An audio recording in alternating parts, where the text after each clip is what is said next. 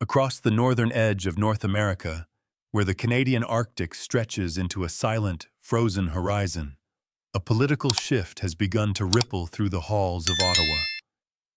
What started as a straightforward replacement program for aging CF-18s has morphed into something far more consequential, something that touches sovereignty, industrial ambition, and Canada's willingness to distance itself from the United States at a time when Allied unity matters more than ever. For decades, Canada has relied on American-built aircraft to protect its skies. Now, with little warning, it appears ready to explore a dramatically different path. And from the American perspective, especially for older generations who still remember the Cold War and the sacrifices tied into NORAD, that shift raises difficult questions about trust, loyalty, and shared defense. At the center of this unfolding story is Sweden's Gripen fighter, a jet that for years sat quietly on the sidelines of Canadian defense debates. Now it is suddenly back in play and louder than ever. This resurgence isn't accidental. Growing political friction between Ottawa and Washington has triggered a strategic reassessment, and Canada's leaders have begun signaling a willingness to reduce their original plan to acquire 88 F-35A Lightning IIs. According to multiple reports, this rethink is driven partly by trade disputes, partly by concerns over reliance on American systems, and partly by domestic pressure to build more of Canada's future defense industry within its own borders. But to many Americans, especially veterans and older taxpayers who understand the value of shared NATO capability, Canada's hesitation toward the F-35 feels like a step backward, an unnecessary retreat from the strongest technological alliance Canada has ever had. What makes the situation even more striking is how far Sweden's Saab has gone to position Gripen E as more than a fighter jet. Saab is offering Canada a full-spectrum industrial ecosystem: mission system development centers, sustainment hubs, cybersecurity facilities, engine support, and long-term research partnerships. Their proposal includes a Montreal-based Gripen Center staffed by Canadian engineers, a cyber resilience unit in Toronto, a sensor development facility in Vancouver, and even a broader technology hub aimed at next-generation aerospace innovation. Saab's message is clear. This isn't just about buying aircraft. It's about turning Canada into a major contributor to the global aerospace market. Yet the deeper implication is harder to ignore. Canada would be anchoring more of its future away from the United States and toward Europe.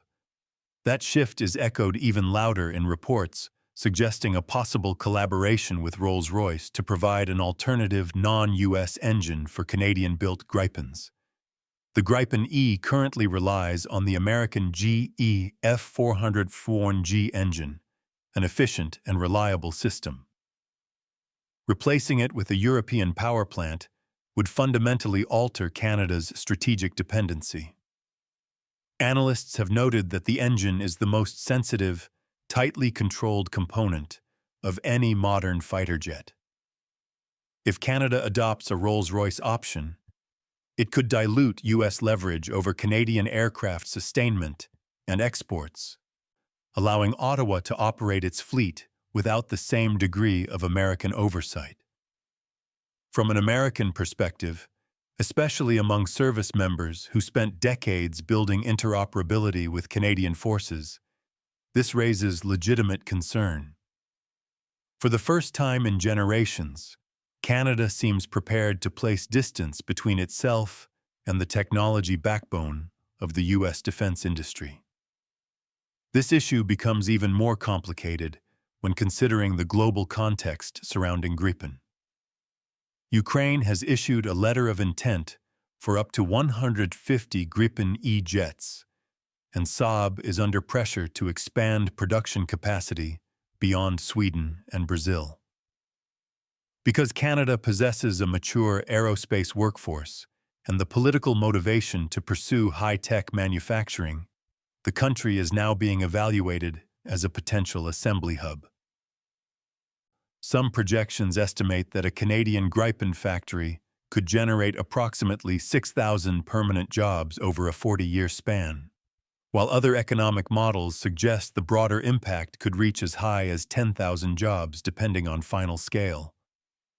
These are impressive numbers, but to many Americans, especially those who watched U.S. manufacturing decline for years, the notion that a NATO partner might bypass American-made aircraft in favor of building European jets at home feels contradictory. Why would Canada, a nation whose security is tied so closely to the United States through NORAD, choose to funnel tens of thousands of jobs into supporting a Swedish fighter rather than strengthening its long-standing defense industrial ties with America? Another critical element of concern involves interoperability. The F-35, for all its challenges, remains the most integrated multinational fighter program in history. Canada's original intent to acquire 88 F-35 was rooted in shared NATO doctrine, standardized logistics, and unified sensor fusion technology. The Lightning II offers a level of stealth, networking, and data sharing unmatched by fourth-generation platforms. By contrast, Gripen, though highly capable in its own right, does not provide the same deep integration into US and NATO combat clouds. If Ottawa adopts a mixed fleet approach, keeping some F-35s while adding Gripens, Canada would face increased complexity in sustainment, training, and operational doctrine. While Canadian officials may consider this a reasonable trade-off for cost savings or industrial sovereignty, many American defense observers view it as a potential liability for joint operations, especially in Arctic missions tied to NORAD responsibilities. The Arctic dimension is particularly important. As Russia intensifies pressure in the Northern Hemisphere, cooperation between the US and Canada becomes not just beneficial, but essential. Gripen's agility, rapid turnaround time, and modular systems may provide advantages in remote environments. Yet the layered defense required for Arctic patrols often relies on seamless integration with U.S. systems. F-35s are integral to these missions because of their sensor reach and threat detection capability. If Canada prioritizes Gripen over F-35 for a significant portion of its fleet, the question arises, will joint Arctic defense be as synchronized as it needs to be? For Americans who value the historic partnership between U.S. and Canadian pilots, this shift introduces uncertainty. Politically, the consequences are just as significant. A pivot away from American-made systems could strain the U.S.-Canada relationship at a very delicate moment. Tensions between Washington and Ottawa over trade and energy policy have already highlighted fractures. Moving toward European-built fighters, especially with alternative European engines, adds another layer of separation. To many American viewers, particularly older ones who lived through decades of shared defense development, this raises troubling questions about Canada's strategic intent. Is Canada using its fighter program to quietly distance itself from U.S. influence? Does Ottawa still see the United States as its primary security partner? Or is it drifting toward a more independent defense posture shaped by Europe? Still, the Canadian government frames this differently. Officials argue that rising F-35 costs, persistent technical issues, and lengthy upgrade delays, such as Tier 3 upgrades still being integrated and Tier 4 upgrades scheduled for 2026, already running at least 6 years behind, justify exploring alternatives. But Americans who understand the scale and complexity of modern fighter development see this as a selective narrative.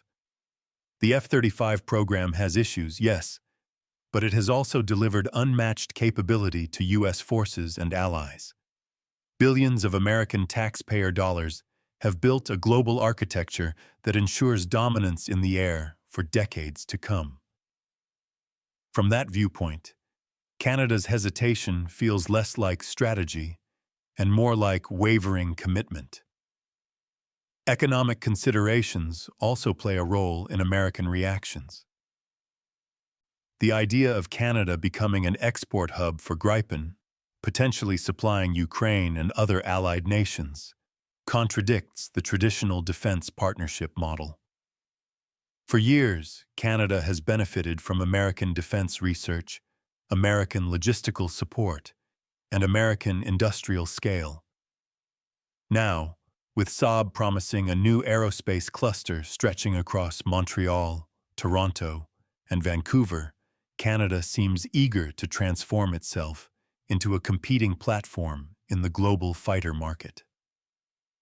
While competition isn't inherently negative, the convergence of industrial ambition with strategic distancing from the United States raises understandable concern among American audiences who expect allies to stand closer, not drift apart. And at the center of all this lies the controversial Rolls-Royce element. Even the possibility of shifting to a non-US engine signals a level of ambition that goes far beyond ordinary procurement. This isn't just Canada buying jets.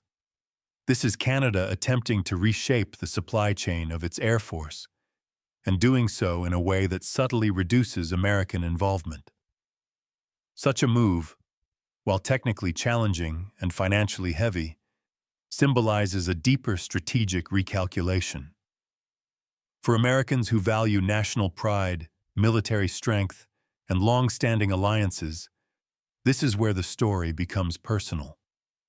For Canada, the debate now extends far beyond aircraft performance charts or headline-ready job numbers. It has evolved into a larger national conversation about identity, autonomy, and geopolitical alignment. Yet, from the American perspective, especially among those who understand the fragile architecture of Western defense, there is an unsettling irony at play.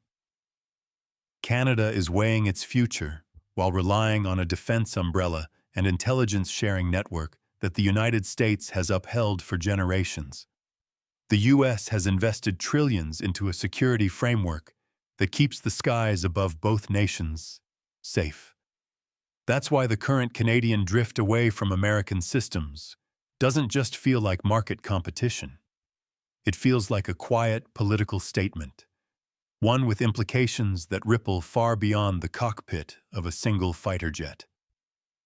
As discussions intensify, analysts have laid out several possible futures for Canada's fighter program.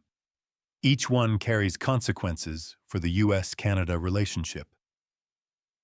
The first scenario imagines Canada fully committing to Gripen E, negotiating a non-U.S. engine, building a large-scale assembly line, and partnering with domestic giants like Bombardier to create a sovereign aerospace pillar.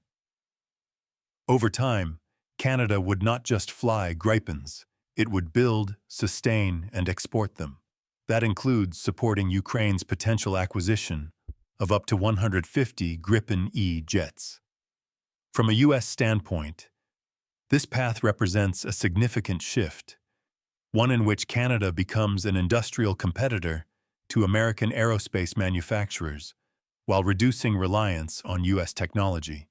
It challenges America's traditional leadership role in North American defense and creates uncertainty about future interoperability in NORAD and NATO missions.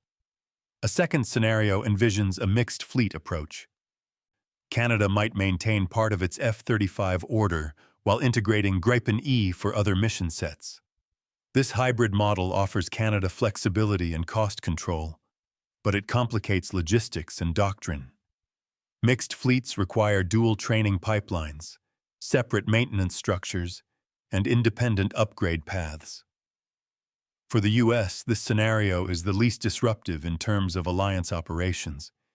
Yet it still dilutes the depth of integration that NORAD has relied upon for decades. The U.S. military has long operated under the assumption that its closest continental partner would maintain a fully interoperable fighter fleet. A mixed fleet opens the door to future divergence, not immediately, but gradually, as differences in technology, data sharing, and mission systems evolve. A third scenario, the hesitation and compromise model, sees Canada purchasing Gripens but avoiding a full engine diversification strategy or major manufacturing commitments. Canada might acquire a smaller number of aircraft, delay large-scale infrastructure projects, or maintain GE engines to preserve technical continuity. While this reduces the risk of tension with the United States, it also limits the industrial benefits Canada seeks. This middle ground approach would keep Canada tied to U.S. systems in key areas, yet it suggests a lingering uncertainty in Ottawa about how far it truly wants to distance itself from American influence. For older American audiences, this scenario is the least provoking, but it still highlights Canada's shifting mindset. A fourth scenario imagines Canada pursuing a strategically narrow but export-focused partnership. In this model, Canada would not dramatically expand its own Gripen fleet, but would host a production facility aimed primarily at serving external customers, potentially Ukraine or other nations seeking modern, cost-effective fighters. This would turn Canada into a logistical and industrial enabler of European defense production while leaving its own air force only partially aligned with U.S. systems. From an American perspective, this scenario raises a different question. Why would Canada prefer to become a manufacturing hub for a Swedish platform rather than reinforcing its long-standing role within the North American defense ecosystem? The U.S. has historically seen Canada as a teammate, not a competitor, in global defense markets. The final scenario reflects a surge in global Gripen demand, with Ukraine exploring up to 150 jets and other countries reassessing their procurement plans due to rising geopolitical tension. Saab may require additional production capacity. Canada's existing aerospace base, trained workforce, and strategic location make it attractive. If Saab selects Canada as a major manufacturing hub, this would reshape Canada's industrial landscape for decades. Yet the ripple effects across the U.S. defense community would be significant. America has invested heavily in shaping allied procurement to ensure interoperability, shared logistics, and coordinated strategic postures. A Canadian shift toward European platforms undermines that alignment and introduces unpredictability into future defense planning. What concerns many Americans isn't competition or economic ambition, it's the symbolism. The idea that Canada, a country whose security is intimately tied to American defense systems, intelligence networks, and strategic deterrence, might turn to European industry for its core air capability, feels like a step away from partnership. Although Ottawa's leaders frame these decisions around sovereignty and self-determination, Americans who have served, worked in defense, or followed decades of cooperation see something deeper, a potential erosion of trust. It raises the uncomfortable question of whether Canada is still fully committed to the shared defense architecture that has safeguarded the continent for almost 70 years. The Rolls-Royce angle amplifies those concerns. Even though Saab and Rolls-Royce have not publicly confirmed a final engine deal, the mere willingness of Canada to explore non-U.S. engine options sends a powerful signal. The engine is the beating heart of any fighter jet, its most sensitive, tightly guarded component. A shift to European propulsion would not only reduce American influence over sustainment and export control, it would diminish the strategic leverage the U.S. historically holds over Allied air fleets. For Americans who understand the importance of shared logistical dependency in alliance operations, this represents a major departure from decades of defense cooperation. And while some Canadians may see this as an opportunity to strengthen their autonomy, Americans see it as a possible crack in the foundation of continental defense unity. Engineering complexity also looms large. Replacing the GE F414G engine with a European equivalent would require major redesign, recertification, and testing. This is not a trivial change.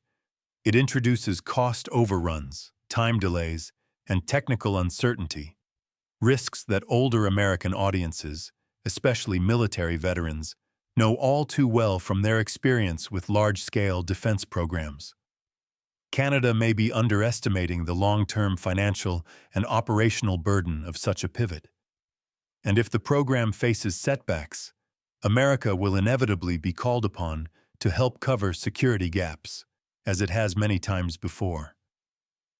Political risk adds another layer.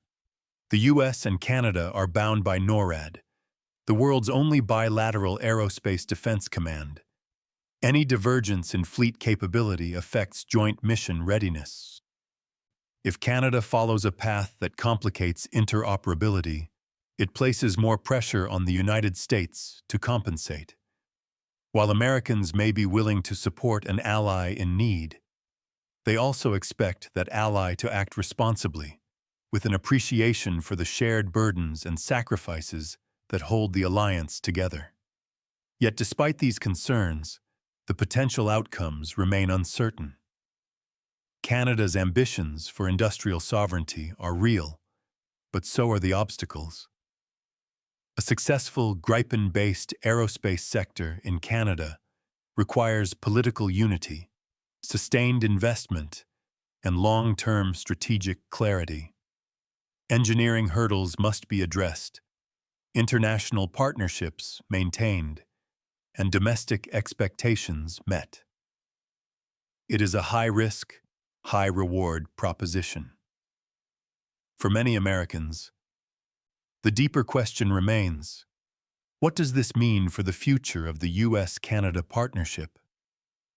At a time when adversaries are growing more aggressive, especially in the Arctic and around NATO's Eastern Front, allied cohesion is vital. Canada's evolving procurement strategy challenges assumptions that have shaped continental defense for generations. And for American viewers, especially those in the 40-65 age group who lived through moments when the strength of alliances determined the safety of the free world, this shift feels dangerously unsteady. After all, the United States has stood by Canada through war, through crisis, and through decades of shared defense planning. Americans have shed blood alongside Canadian forces in Europe, Korea, Afghanistan, and beyond. For many, the idea that Canada would distance itself from US military technology in favor of Europe raises a natural and emotional question. Is Canada forgetting who has protected its skies, supported its economy, and defended its freedom? As Canada weighs its options, Americans are left to reflect. They're not angry, they're concerned. They are proud of their country, proud of their military, and proud of the alliances the United States helped build. And they want allies, especially neighbors, to show the same loyalty in return. Whether Canada remembers that loyalty will define not just its fighter fleet, but the future of the continent's defense. If you've made it this far into the breakdown, thank you. Your time means a lot, and your voice matters even more. Before you head out, don't forget to hit that like button. It genuinely helps this channel grow and keeps these deep dive investigations coming. And if you haven't already, make sure to subscribe and tap the bell icon so you never miss the next analysis on defense, strategy, and global power shifts. Now here's my challenge for you. Do you believe Canada is making a smart move or a risky one?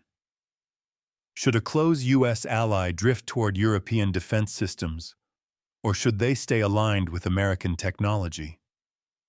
I want to hear your honest take. Drop your thoughts in the comments. Agree, disagree, or somewhere in the middle. Your perspective adds real value to this conversation. Thank you again for spending your time with me today. I appreciate every one of you. Until next time, stay safe, stay informed, and may God bless you and your families.